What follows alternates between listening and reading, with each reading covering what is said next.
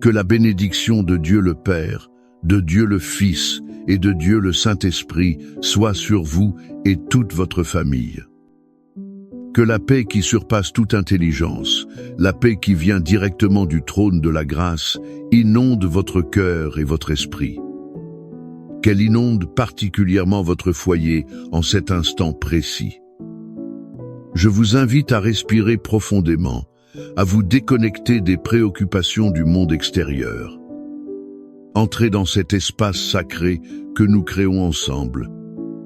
Imaginez maintenant que l'amour de Dieu vous enveloppe comme un manteau de paix et de protection.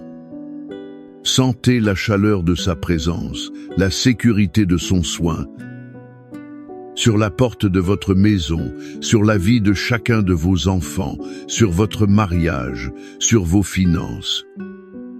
Nous déclarons le sceau de la protection divine sur tous ces aspects. C'est un signe que ce territoire appartient au Seigneur.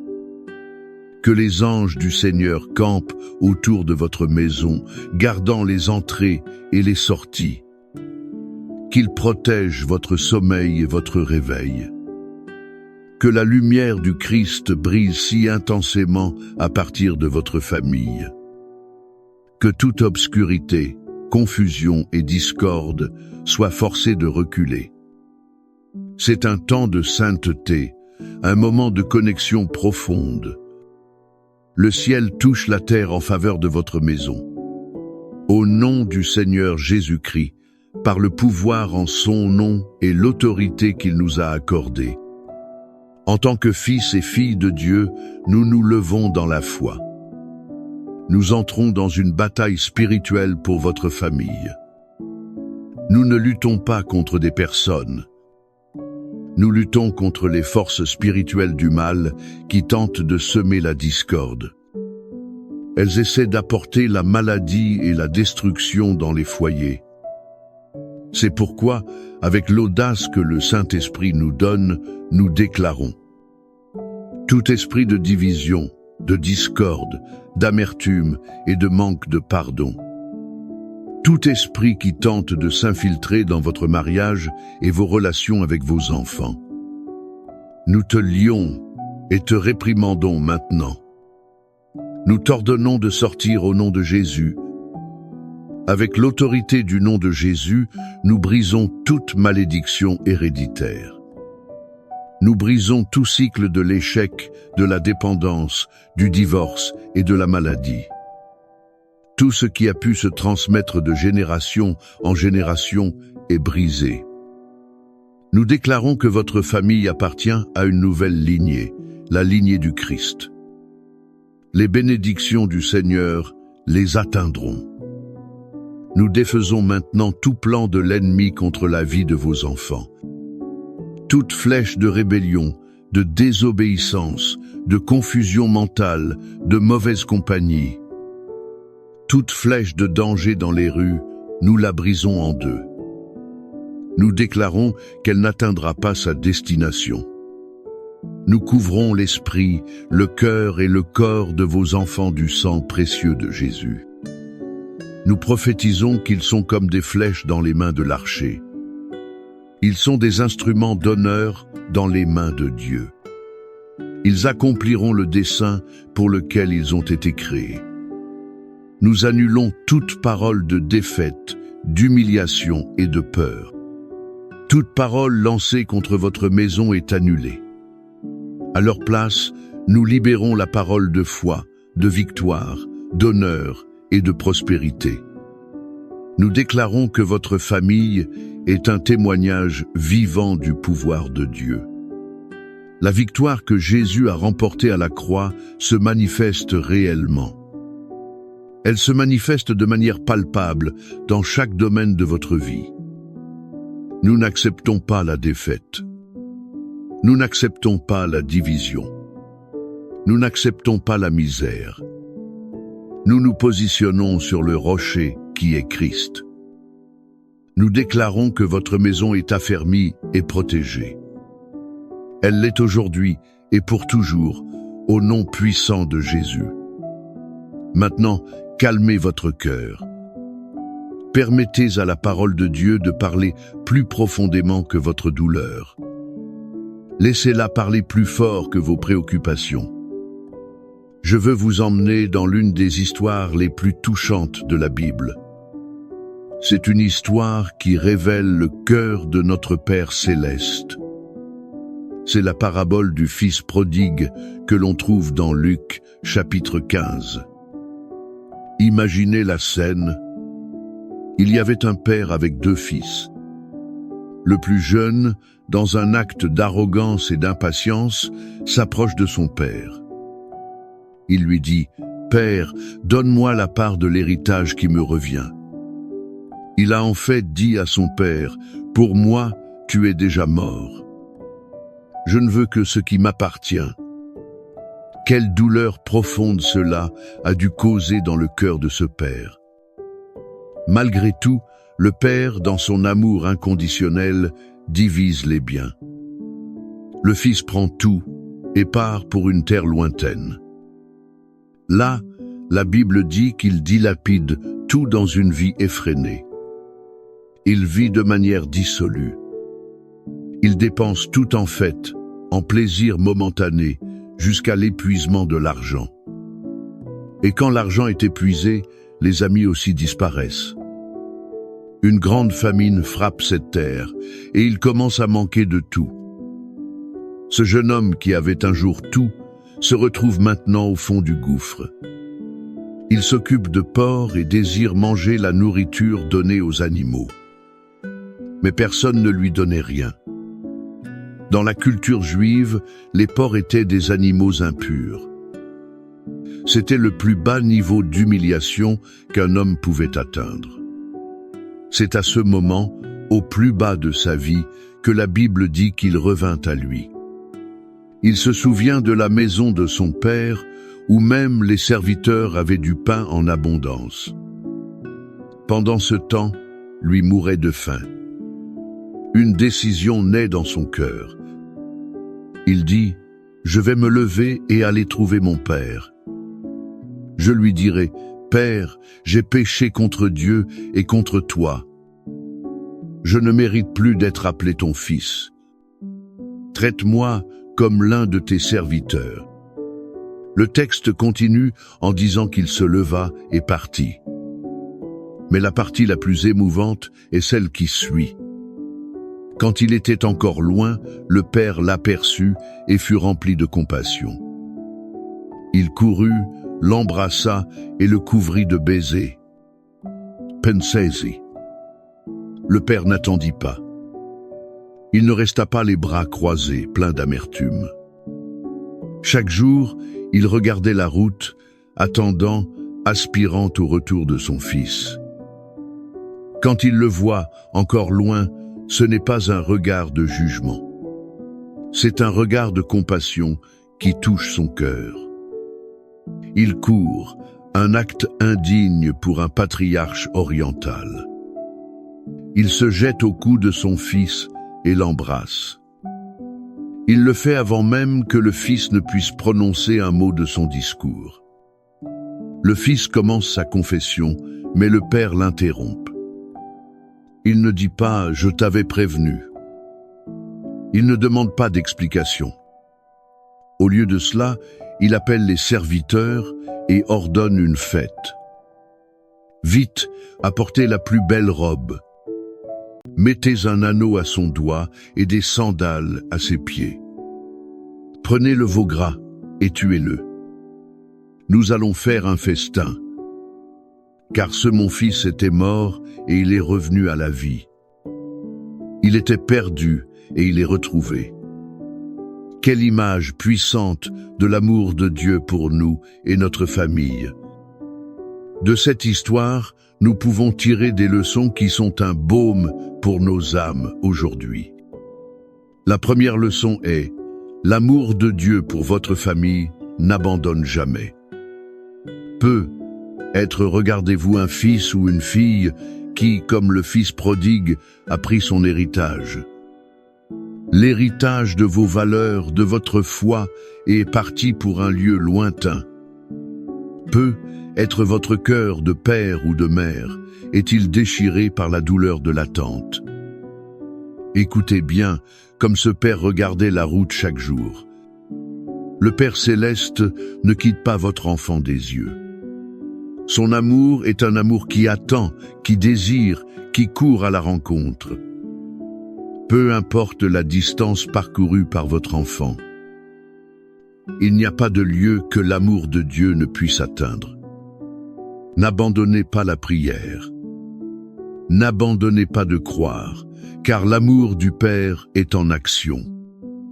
La deuxième leçon est: il y a toujours un chemin pour rentrer à la maison. Le fils prodigue n'a commencé son retour que lorsqu'il revint à lui au milieu de la saleté du porcher. Parfois, il faut toucher le fond pour lever les yeux. Si vous vivez loin de Dieu, si votre mariage est devenu une terre lointaine, une terre de froideur et de douleur, sachez que le repentir est le premier pas. C'est le premier pas sur le chemin du retour. Dieu n'attend pas pour vous accuser, mais pour vous accueillir. Il y a toujours l'espoir de la restauration quand un cœur se tourne vers le Père. La troisième leçon est le pouvoir du pardon pour restaurer la famille. Le Père n'a pas seulement pardonné, il a restauré l'identité du Fils. La robe, l'anneau, les sandales, tout cela symbolisait qu'il n'était plus un esclave. Il était un fils bien-aimé, avec pleine autorité et dignité. Le pardon brise les chaînes du passé et ouvre la porte à un avenir de célébration. Je vous demande aujourd'hui, y a-t-il quelqu'un dans votre famille? Quelqu'un que vous devez pardonner comme ce Père a pardonné? Votre cœur, comme celui du frère aîné, s'est-il rempli d'amertume et d'auto-justice? Cela empêche-t-il la fête de la réconciliation? La guérison de votre famille peut résider dans votre décision de libérer le pardon. C'est avec cette certitude de l'amour réparateur du Père et sa promesse de protection. C'est ainsi que nous nous attachons à ces paroles sacrées. Les mots que nous allons lire maintenant ne sont pas seulement un poème ancien. Ils sont une déclaration de guerre contre tout le mal. Ils sont un décret de bénédiction sur votre maison. Le psaume 91 est la promesse du Père qui attendait sur la route. Il garantit au Fils qui rentre chez lui qu'il vivra sous protection. C'est l'étreinte du Père sous forme de mots. Le psaume 23, quant à lui, est la certitude que, une fois de retour dans la maison du Père, rien ne nous manquera. Car il est notre bon berger qui nous guide et pourvoit à tous nos besoins. C'est pourquoi je vous invite maintenant, si vous le pouvez, à fermer les yeux. Non seulement écoutez, mais recevez chaque parole comme si Dieu lui-même parlait à votre cœur. Il déclare ses vérités sur votre famille. Proclamons ensemble, avec foi, le psaume 91. Celui qui habite sous l'abri du Très-Haut reposera à l'ombre du Tout-Puissant. Je dirai du Seigneur, il est mon Dieu, mon refuge et ma forteresse. En lui je me confierai. Car il te délivrera du filet de l'oiseleur et de la peste pernicieuse. Il te couvrira de ses plumes. Sous ses ailes, tu te réfugieras. Sa vérité sera ton bouclier et ta cuirasse. Tu ne craindras ni les terreurs de la nuit, ni la flèche qui vole de jour, ni la peste qui marche dans les ténèbres, ni la contagion qui frappe en plein midi. 1000 tomberont à ton côté et 10 000 à ta droite. Mais cela ne t'atteindra pas. Seulement de tes yeux tu contempleras et tu verras la rétribution des méchants. Car toi, Seigneur, tu es mon refuge. Tu as fait du Très-Haut ta demeure. Aucun mal ne t'arrivera, Aucune plaie n'approchera de ta tente, car il ordonnera à ses anges de te garder dans toutes tes voies. Ils te porteront sur leurs mains afin que ton pied ne heurte pas de pierre. Tu marcheras sur le lion et sur l'aspic, tu fouleras le lionceau et le dragon. Parce qu'il m'a aimé d'un amour si ardent, je le délivrerai aussi. Je le mettrai en lieu sûr, car il connaît mon nom. Il m'invoquera, et je lui répondrai. Je serai avec lui dans la détresse. Je l'en délivrerai, et je le glorifierai. Je le rassasierai de longs jours, et je lui ferai voir mon salut. Père bien-aimé, notre Dieu et Père, nous nous attachons à chacune de ses promesses. Nous recevons ta protection, ta délivrance et ta fidélité sur nos familles. Et maintenant, basé sur tout ce que nous avons reçu, nous élevons vers toi une prière. Une prière qui jaillit du plus profond de nos cœurs. Seigneur, comme le Père du Fils prodigue, nous nous plaçons sur la brèche. Nous le faisons pour nos fils et filles qui sont loin. Nous te demandons, Père, où qu'ils se trouvent, que ton Saint-Esprit les visite, qu'ils puissent revenir à eux-mêmes, qu'ils ressentent la nostalgie de la maison du Père, qu'ils trouvent la force et le courage d'entamer le chemin du retour. Nous brisons toute cécité spirituelle, toute tromperie et toute influence maléfique sur leur vie. Prépare, Seigneur, le chemin du retour. Place des anges, des personnes et des circonstances qui les conduisent de retour à ton étreinte et au sein de la famille. Pour les couples qui nous écoutent et qui font face à une terre lointaine dans leur propre foyer, nous crions à toi pour la réconciliation. Que le baume de ton pardon guérisse les blessures. Que la communication soit restaurée. Que l'amour qui les a unis un jour soit ravivé avec une flamme encore plus forte. Défais, Seigneur, tout plan de divorce et de séparation. Nous prophétisons l'unité, la camaraderie et la joie sur les mariages. Et, comme tu le promets dans le psaume 23, nous déclarons que tu es le berger de chaque famille ici représentée. Par conséquent, rien ne leur manquera. Nous réprimandons l'esprit de misère, de dette et de manque. Ouvre, Seigneur, les fenêtres des cieux et déverse ta provision. Que le pain ne manque jamais sur la table. Qu'il y ait abondance et ressources pour honorer ton nom. Qu'il y ait abondance et ressources pour bénir d'autres vies. Nous nous fions à ta promesse que la bonté et la miséricorde nous suivront. Elles nous suivront tous les jours de nos vies. Nous prions aussi pour la guérison, Seigneur. Guéris les corps malades, de la tête à la plante des pieds. Que toute douleur, toute maladie, tout diagnostic malin tombe maintenant. Cela est fait par le pouvoir des plaies de Jésus. Et guéris aussi les émotions blessées. Guéris l'anxiété des mères, la pression sur les pères, les insécurités des enfants. Apporte ta paix qui apaise l'âme et restaure les forces. En ce moment, je veux vous inviter à faire quelque chose de prophétique. Écrivez ici dans les commentaires le nom de votre famille, ou bien le nom de la personne pour laquelle vous intercédez. En faisant cela, vous apportez votre cause devant l'autel de Dieu. Vous vous unissez à une communauté de foi qui croit en l'impossible. Que le Seigneur vous bénisse et vous garde. Que le Seigneur fasse resplendir sa face sur vous et ait compassion de vous. Que le Seigneur lève sa face sur vous. Qu'il vous donne la paix, la protection, la restauration et l'unité. L'unité que seul lui peut donner. Recevez cette bénédiction, non pas comme un simple souhait, mais comme une déclaration prophétique sur votre vie et votre maison. La fête de la restauration est préparée. Le Père est à bras ouverts. Croyez et prenez possession de la victoire qui est déjà vôtre en Christ Jésus. Amen.